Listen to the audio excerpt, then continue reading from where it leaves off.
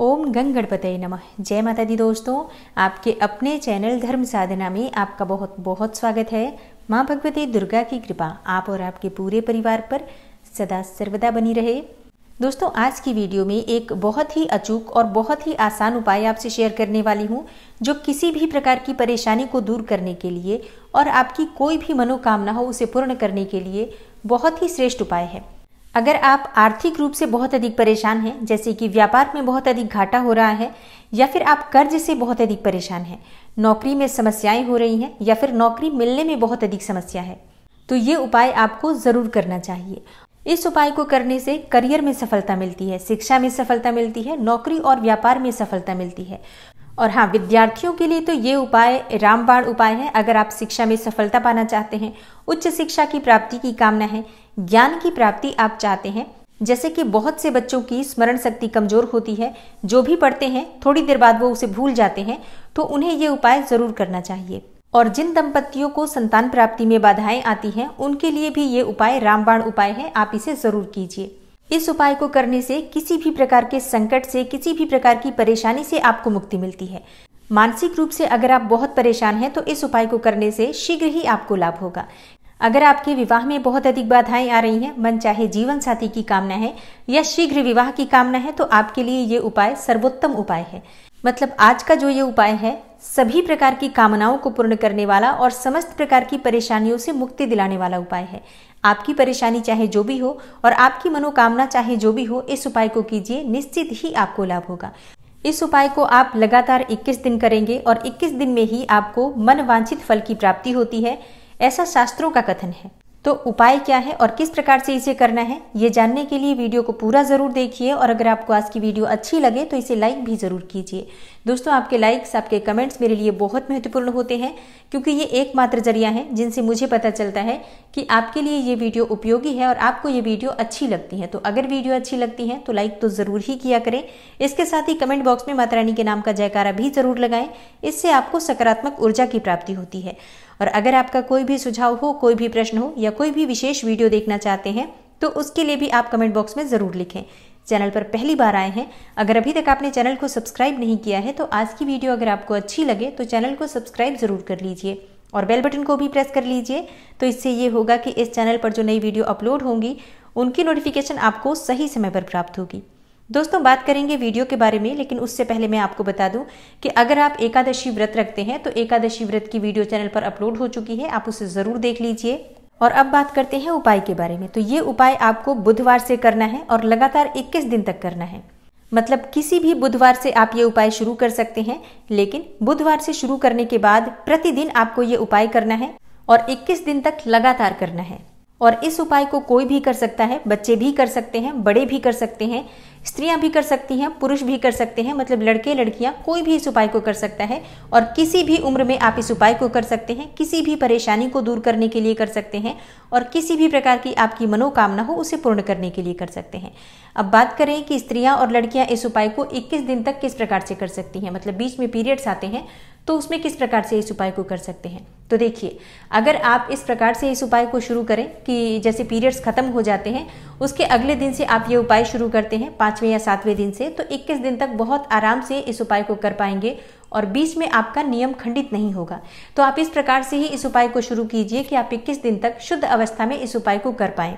और मान लीजिए कि फिर भी बीच में पीरियड्स आ जाता है, तो कोई बात नहीं, आप उन दिनों को छोड़कर बाकी के दिनों में इस उपाय को कर सकते हैं, कोई समस्या नहीं है। और इस उपाय को बुधवार के दिन सुबह से शाम तक कभी भी कर सकते हैं। मतलब पूरे दिन में आप चाहें तो जैसे सुबह समय हो आपके पास तो सुबह कर लीजिए, या फिर शाम के समय आपके पास समय हो तो शाम को भी कर सकते हैं।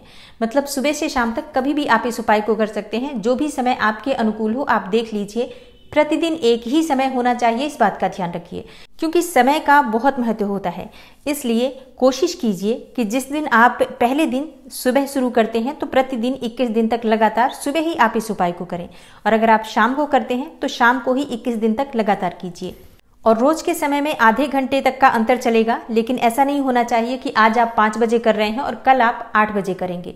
मतलब अगर आप आज 6 बजे कर रहे हैं तो कोशिश कीजिए कि 6 बजे ही करें, या फिर 6:30 बजे तक कर लीजिए, या फिर 5:30 से 6:30 के बीच में। मतलब आधे घंटे का इधर उधर समय चल जाएगा, लेकिन ऐसा नहीं होना चाहिए कि समय में बहुत अधिक अंतर हो। क्योंकि समय बहुत महत्वपूर्ण है किसी भी उपाय को करने के लिए। खासकर जब आप वो उपाय किसी मनोकामना को पूर्ण करने के लिए कर रहे हैं, तब तो आपके लिए समय का बहुत अधिक महत्व होना चाहिए।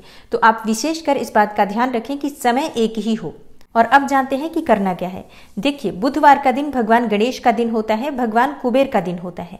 तो आज के दिन जब हम भगवान गणेश की पूजा आराधना करते हैं तो सभी प्रकार के संकटों से मुक्ति मिल जाती है, क्योंकि विघ्नहर्ता संकट नाशन गणेश समस्त प्रकार के संकटों को, समस्त प्रकार के विघ्न बाधाओं को दूर कर देते हैं और समस्त प्रकार की रिद्धि सिद्धि शुभ लाभ की प्राप्ति हो जाती है। इनकी पूजा आराधना करने से बुद्धि और विवेक की प्राप्ति होती है, धन और संपदा की प्राप्ति होती है और मन वांछित फल प्रदान करते हैं भगवान गणेश। इसलिए बुधवार के दिन विशेष रूप से भगवान गणपति की आराधना घर में होनी ही चाहिए। कैसे करेंगे आप? जिस भी समय आपको पूजा करनी है, भगवान गणेश की पूजा के लिए कुछ ही सामग्रियों की आवश्यकता होती है जो कि बहुत आसानी से आपको मिल जाएगी। भगवान गणेश की पूजा के लिए आपको पीले पुष्प चाहिए, तो गेंदे के पुष्प ले लीजिए या गेंदे के पुष्पों की माला ले सकते हैं। इसके साथ ही आपको चाहिए शमी के पत्ते। देखिए, शमी के पत्ते भगवान गणेश को अर्पित करने से सभी प्रकार के संकटों से मुक्ति मिल जाती है और आपकी चाहे मनोकामना कोई भी हो जरूर पूरी होती है। तो भगवान गणेश को शमी के पत्ते अर्पित करने चाहिए। भगवान भोलेनाथ को भी शमी के पत्ते अर्पित किए जाते हैं। तो भगवान गणेश की पूजा में शमी के पत्ते ले लीजिए। इसके अलावा आपको चाहिए दूर्वा। दूर्वा 108 प्रयास कीजिए आपको मिल जाए, और इतने नहीं मिल पाते हैं तो कम से कम 21 दूर्वा जरूर होनी चाहिए। इस बात का ध्यान रखिए। और ये भी बहुत आसानी से मिल जाती है। आप चाहें तो अपने घर में किसी गमले में भी लगा कर रख सकते हैं। प्रतिदिन भगवान गणेश की पूजा में इसका प्रयोग कर सकते हैं। भगवान गणेश को दूर्वा अर्पित करने से राहु जनित पीड़ा से मुक्ति मिल जाती है। और हाँ, जिस भी मनोकामना से आप भगवान गणेश की पूजा में दूर्वा अर्पित करते हैं वो आपकी मनोकामना निश्चित ही पूर्ण होती है, ऐसा शास्त्रों का ही कथन है। और भगवान गणेश को भोग लगाने के लिए आपको गुड़ चाहिए और साबुत धनिया चाहिए। साबुत धनिया जो अभी धनतेरस पे प्रयोग किया था हमने, वही धनिया चाहिए, लेकिन साबुत होना चाहिए। इस बात का ध्यान रखिए। और बाकी की सामग्री तो आपके घर में ही होगी, जैसे कि धूप, दीप, अक्षत पुष्प, ये सभी चीजें तो नॉर्मल पूजा में हम प्रयोग करते हैं, तो सबके घरों में होती है। सामग्री मुख्य हमें यही चाहिए, शमी के पत्ते, दूर्वा और पीले पुष्प, गुड़ और धनिया। ये 5 चीजें आप ले लीजिए और 21 दिनों तक लगातार आपको पूजा में इन चीजों का प्रयोग करना है। प्रयास कीजिए कि हर चीज रोज उपलब्ध हो, पर मान लीजिए अगर कोई चीज नहीं मिलती है तो भी परेशान होने की आवश्यकता नहीं है। जितनी चीजें आपके पास उपलब्ध हो उन्हीं से पूजा कीजिए। अब आपको जिस समय पूजा करना है, स्नान कर लीजिए और उसके बाद साफ स्वच्छ वस्त्र धारण करके जहां पर आपके भगवान गणपति विराजित हैं आपके घर में, चाहे आपके पास फोटो हो या मूर्ति हो, कोई फर्क नहीं पड़ता। और हाँ, अलग से चौकी लगाने की भी बिल्कुल आवश्यकता नहीं है। जहां पर गणेश जी को आपने रखा हुआ है अपने घर में, लगभग सभी के घरों में गणेश जी तो जरूर होते हैं, तो उनके पास ही आपको एक शुद्ध घी का दीपक प्रज्वलित कर देना है और उसके बाद आपको उनकी पूजा करनी है। जैसे कि आप सबसे पहले दीप प्रज्वलित करेंगे, फिर धूप प्रज्वलित करेंगे। उसके बाद से आपके पास अगर विग्रह हो भगवान गणपति का, जैसे कि मूर्ति है, तो आप उनका अभिषेक कर सकते हैं। और हाँ, रोज रोज अभिषेक करने की आवश्यकता नहीं है, सिर्फ पहले दिन अभिषेक कर लीजिए। उसके बाद प्रतिदिन आप बिना अभिषेक किए भी सिर्फ जल के छींटे देकर पूजा कर सकते हैं। तो अगर आपके पास मूर्ति है तो पहले दिन आप उनका अभिषेक कर सकते हैं। मूर्ति नहीं है, फोटो है, तो आप ऐसे ही पूजा कर सकते हैं, सिर्फ जल के छींटे दे दीजिए। और भगवान गणेश के विग्रह का अभिषेक करने के बाद उन्हें पीले वस्त्र धारण करवाएं। इसके बाद उनके मस्तक पर हल्दी से तिलक करें, कुमकुम से तिलक करें और थोड़े से चावल के दाने भिगोकर रखिए, मतलब गीला कर लीजिए।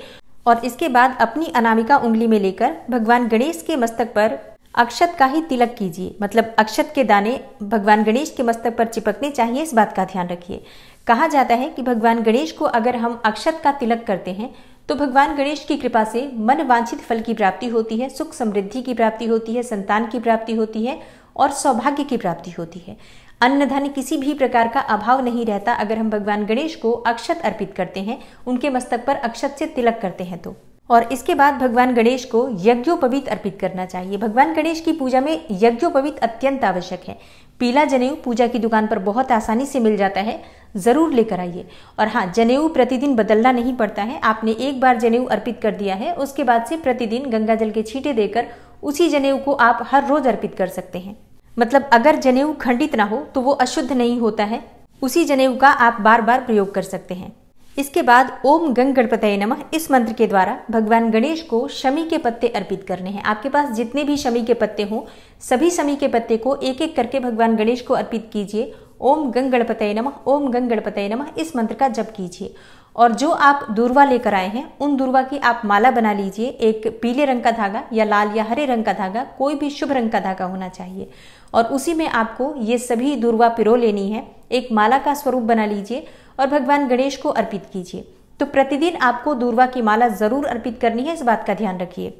और इसके बाद आपको भगवान गणेश को भोग अर्पित करना है। तो गुड़ और धनिया एक साथ रखकर एक ही पात्र में भगवान गणेश को भोग स्वरूप अर्पित कीजिए।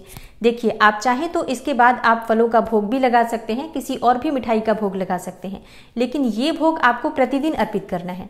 भगवान गणेश को धनिया बहुत प्रिय है और धनिये का भोग अर्पित करने से धन समृद्धि की प्राप्ति होती है, घर में बरकत आती है।